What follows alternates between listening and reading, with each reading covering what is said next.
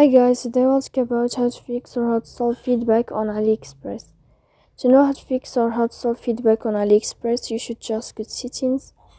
Here you can click on apps, default apps, app settings.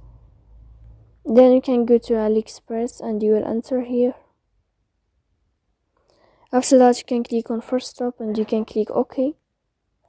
Here we'll enter to the window of storage. Then you can click clear cache. Don't click clear data because that can cause you errors or can delete your account. In the end, you can turn on your airplane mode and you can turn off your airplane mode again. So if it's not working with you, then you can update your app on Play Store. So please don't forget to support us by like and subscribe.